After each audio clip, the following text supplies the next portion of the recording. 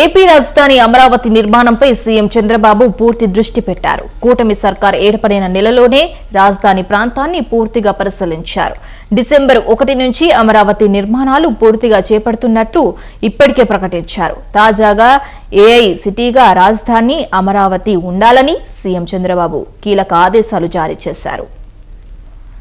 ఏపీలో పురపాలక శాఖ మంత్రి నారాయణ సిఆర్డీఏ అధికారులతో సీఎం చంద్రబాబు సమీక్ష నిర్వహించారు.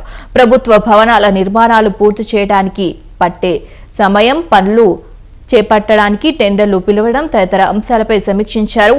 అమరావతి ఏఐ సిటీగా ఉండేందుకు ఆ దిశగా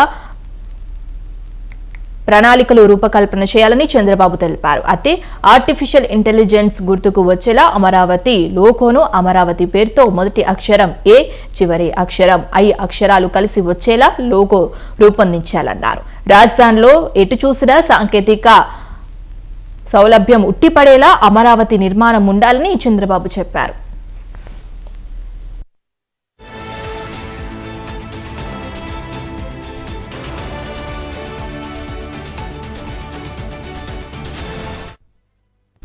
అమరావతి రాజధాని పట్ల గత వైసీపీ ప్రభుత్వం అత్యంత దారుణంగా వ్యవహరించిందని చంద్రబాబు అన్నారు.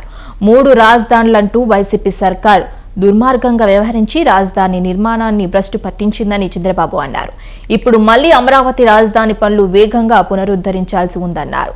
అయితే G+7 విధానంలో నిర్మాణం తలపెట్టిన సిఆర్డీఏ కార్యాలయాన్ని 2014లో చేపట్టిన వైసీపీ హయాంలో అంగుళం నిర్మాణం కూడా ముందుకు కదలట్లేదని చంద్రబాబు అన్నారు.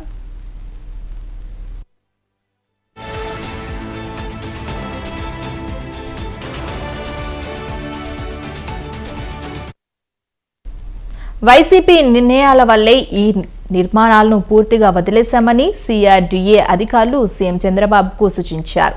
ఇప్పుడు అత్యంత ప్రాధాన్యత సిఆర్డీఏ భవన నిర్మాణం పూర్తి చేస్తామని అధికారులు తెలిపారు. సిఆర్డీఏ భవన నిర్మాణాన్ని 90 రోజుల్లో పూర్తి చేసి కొత్త కార్యాలయాన్ని అందుబాటులోకి తేవాలని అధికారులను చంద్రబాబు ఆదేశించారు. అమరావతిలో భవన నిర్మాణాలకు అత్యాధునిక టెక్నాలజీ ఉపయోగించి నాణ్యతతో ఎక్కడ కూడా రాజీ పడకూడదని చంద్రబాబు సూచించారు.